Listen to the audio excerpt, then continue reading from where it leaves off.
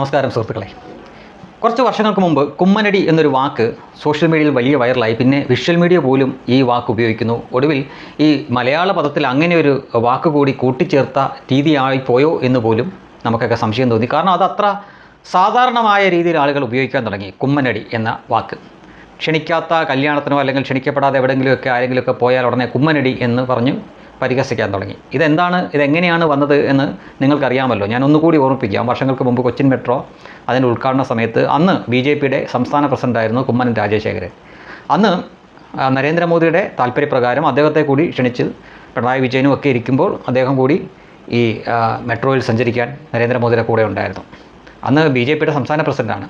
പക്ഷെ അന്ന് ഈ സുഡാപ്പികളും ജിഹാദികളും അതുപോലെ തന്നെ ഇടതുപക്ഷ ഈ സൈബർ അന്തങ്ങളും ഒക്കെ കൂടി ക്ഷണിക്കാതെ കയറി വലിഞ്ഞു കയറി വന്നതാണ് എന്ന തരത്തിൽ കുമ്മനം എന്നുള്ളതിൻ്റെ ആ കുമ്മനടി എന്ന് കൂടി ചേർത്ത് അത് വലിയ വൈറലാക്കിയുണ്ടായി. അങ്ങനെ കുമ്മനടി എന്നൊരു വാക്ക് കൂടി മലയാളത്തിൽ കിട്ടി. ഇനിയിപ്പോൾ ആ കുമ്മനടിയെപ്പോലും ഇല്ലാതാക്കുന്ന തരത്തിൽ മറ്റൊരു വാക്കുകൂടി പതുക്കെ വൈറലായിക്കൊണ്ടിരിക്കുകയാണ് സോഷ്യൽ മീഡിയയിൽ.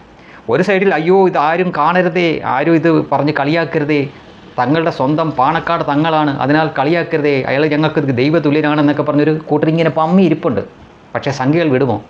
കാരണം എന്താണ് ചോദിച്ചാൽ നോക്കൂ, നിങ്ങൾ ഈ കാണുന്ന ചിത്രങ്ങളിൽ നിങ്ങൾക്ക് കാണാം കേരളത്തിൻ്റെ ഗവർണർ ഈ ജയിച്ചു വന്ന നിയമസഭാ സാമാജികർക്ക്, അതായത് MLA-മാർക്ക് വിരുന്ന് കൊടുക്കുകയാണ്. അപ്പോൾ സ്വാഭാവികമായിട്ടും ആരാ പങ്കെടുക്കേണ്ടത്? MLA-മാരാണ് പങ്കെടുക്കേണ്ടത്. ആ MLA-മാരിൽ നിന്ന് പിന്നീട് തിരഞ്ഞെടുത്ത മന്ത്രിമാരൊക്കെ ഉണ്ട്. എന്തായാലും 140 MLA-മാർക്ക് വേണ്ടിയിട്ടാണ് ഗവർണർ അവിടെ ഒരു വിരുന്ന് നടത്തിയത്. വിരുന്ന് സൽക്കാരം എന്ന് പറയുമ്പോൾ ഭക്ഷണമെല്ലാം ഉണ്ട്. പക്ഷേ അവിടെ MLA അല്ലാത്ത പാണക്കാട് തങ്ങൾ വലിഞ്ഞു കയറി നിൽക്കുന്ന നോക്കൂ. ഇതാണ് തങ്ങളടി എന്ന് പറഞ്ഞ സംഗതി. അദ്ദേഹത്തിനെ ഇപ്പം ആരും ക്ഷണിച്ചിട്ടില്ലായിരിക്കാം.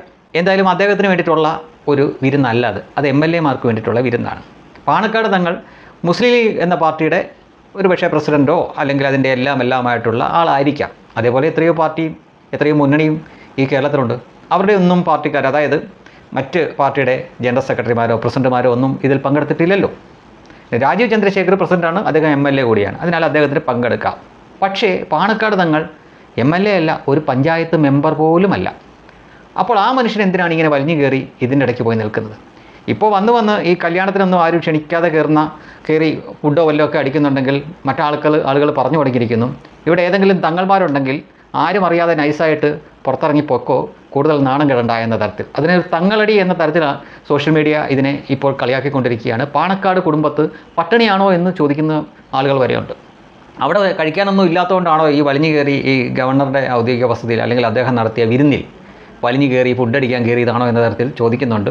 അന്ന് എന്തായാലും കുമ്മനടി എന്ന് പറഞ്ഞ് കളിയാക്കിയ ഒരൊറ്റ ടീം പോലും ഈ കാര്യം പറഞ്ഞ് ഈ പാണക്കാട് തങ്ങളെ കളിയാക്കുന്നില്ല. പക്ഷേ സംഖ്യകൾ വെറുതെ ഇരിക്കില്ലല്ലോ. സംഖ്യകൾ മാത്രമല്ല, ഇത്തവണ കമ്മികളും കളിയാക്കാനുണ്ട്. കാരണം അവർ തോറ്റതിന് ശേഷം അവർക്കും ഈ ലീഗിനോടൊക്കെ വല്ലാത്തൊരു കലിപ്പിലാണ്. അപ്പോൾ അവരുടെ പേജുകളിലും തങ്ങളടി എന്നൊക്കെ പറഞ്ഞ് തുടങ്ങിയിട്ടുണ്ട്.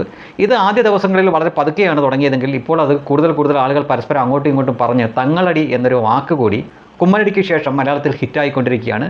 കാണിച്ചത് മര്യാദയില്ലാത്ത പരിപാടിയാണ്. കാരണം MLA-മാർക്ക് മാത്രമായിട്ടുള്ള ഒരു വിരുന്നിൽ ഇദ്ദേഹത്തിന് പോയി വലിഞ്ഞു കയറി ഇരിക്കേണ്ട കാര്യമില്ല. പിന്നെ അതൊരു സംഘി ഗവർണർ കൂടി ആയതിനാൽ, അദ്ദേഹം മര്യാദക്കാരൻ കൂടി ആയതിനാൽ ഇറക്കി വിട്ടില്ല എന്നേ ഉള്ളൂ. ഇതാണ് ഞാൻ മനസ്സിലാക്കുന്നത്. അല്ല മറ്റാരെങ്കിലും ആയിരുന്നെങ്കിൽ ഒരുപക്ഷെ ഇറക്കി വിട്ടേരെ, തനിക്ക് തന്നെ കാര്യം, താൻ MLA പോലും അല്ല, പഞ്ചായത്ത് മെമ്പർ പോലും അല്ല, പിന്നെ എന്തിന് വലിഞ്ഞു കയറി ഞം അടിക്കാൻ വന്നത് എന്നൊക്കെ ചോദിച്ചുകൊണ്ട് വേണമെങ്കിൽ പരിഹസിച്ച് ഇറക്കി വിടാമായിരുന്നു. പക്ഷേ ആർലേക്കർ അങ്ങനെയൊന്നും ചെയ്തില്ല.